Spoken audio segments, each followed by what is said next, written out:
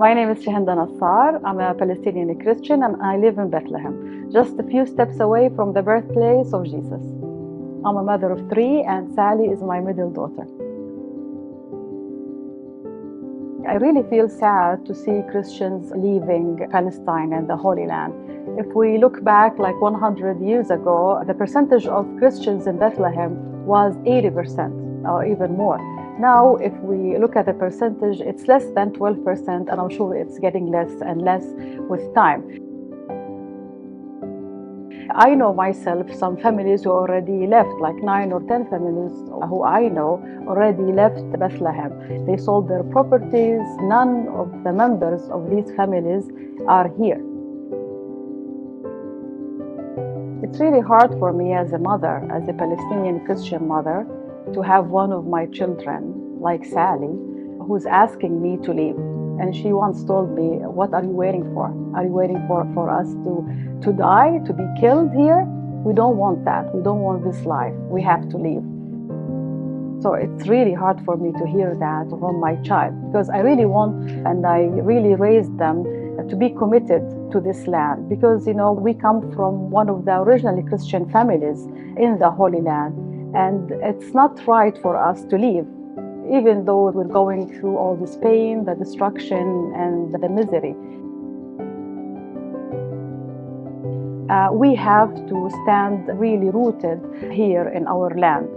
At the same time, I can't blame the children, the young people, if they want to leave, if they decide to leave, because they want to live their lives and they want to live a normal life. And I'm not able to provide this normal life, not me and my husband.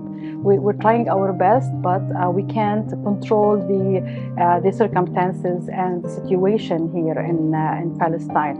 Can I protect my children? No, I can't. So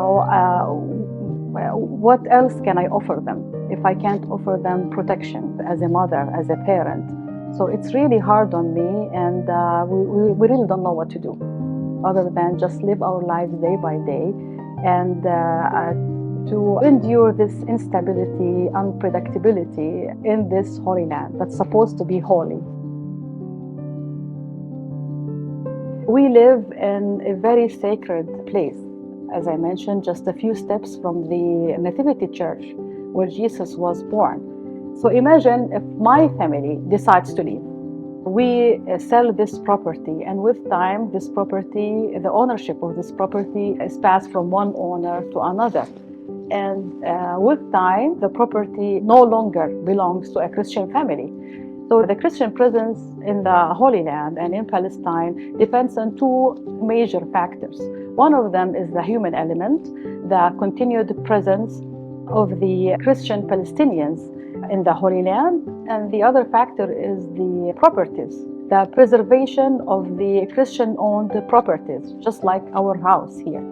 So if any loss of any of these two elements will threaten the Christian presence of the Holy Land. So it's not only the financial support that the Christian people here need when they lose their jobs, or when it comes to education, when we get the support for scholarships, for medical bills, for anything else. It's also, we need the Christian world to stand in solidarity with us, to hear what we need.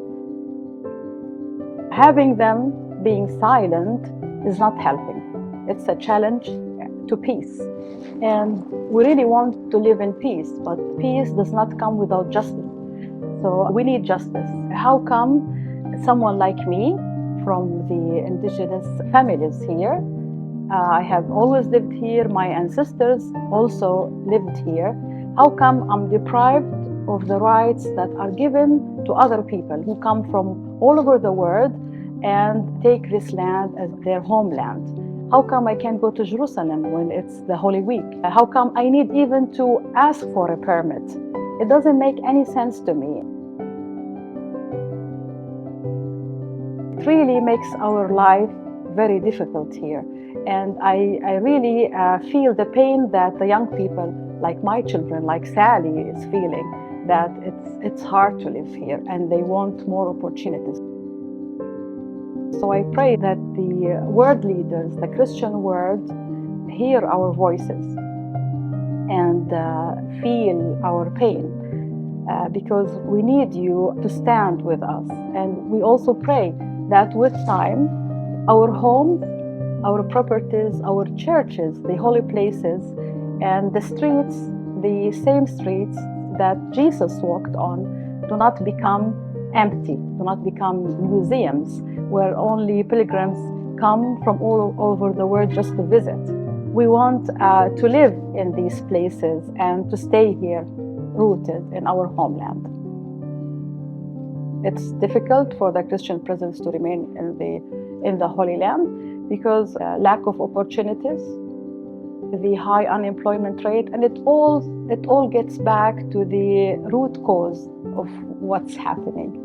We're not free, we are occupied, and this is something that people do not think about. They come to us and they forget that the root cause of all this, that we are an occupied territory. So we're not free, we're controlled. Everything in our lives is controlled, including our freedom, our movement, even between the cities. If we want to plan to go, let's say, to Ramallah, we have to look at the roads, whether the roads are closed, whether there are checkpoints. So it needs a lot of planning, and you also need to think that if you leave your house, you don't know how much time you will spend on the road. So imagine if you have little kids with you who need food, who need water, and once the road is closed, you have just to stay in your car and you can't leave. And when you have children, that even becomes more difficult. So of course it's difficult to live in this, what is supposed to be Holy Land. My children have always had this opinion that maybe it's like one of the things that we need to think about is to leave Bethlehem. But with the war, by the beginning of the war, they started to nag about it, that we need to leave. It's time to leave. I don't want to stay here. I'm afraid. I'm scared, especially with the social media and with what they see on the social media, the live videos, the footage that we get from Gaza. And it's not only Gaza, it's also the West Bank now. How many families lost their houses, who were forced to leave. And it's also happening here now. It started, some people in Bethlehem were also asked to leave. So we don't know what to expect. The thing is that we sleep on something and we wake up on something else. And even during the day, something happens and our lives change. So I always tell them, no, things will change. It will become better. We hope that, things will change. But, even the word hope, it doesn't have the same effect as before, because when we say hope, what kind of hope do we have? I lost hope. Two words that I stopped using, hope and peace, because we can't find hope anywhere. And I have replaced hope with faith, because I'm keeping, of course, my faith in God, that things will get better, but it's not hope, it's not anywhere near hope. And peace. The word peace really irritates me, these days, because what kind of peace are we talking about if we don't have justice, if we don't have any rights, if the world leaders are not following the international human rights law? So if they're not following the international human rights law, what are they following? And I don't think we believe in the same God. It seems that, different people have different gods, because God is just, God is good.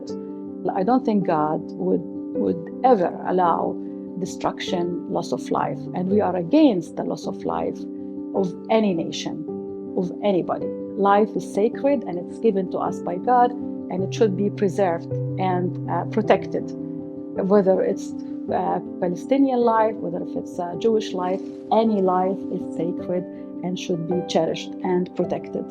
We don't need a religious country that is divided. We need a shared land. We need to live in a shared land with equal rights.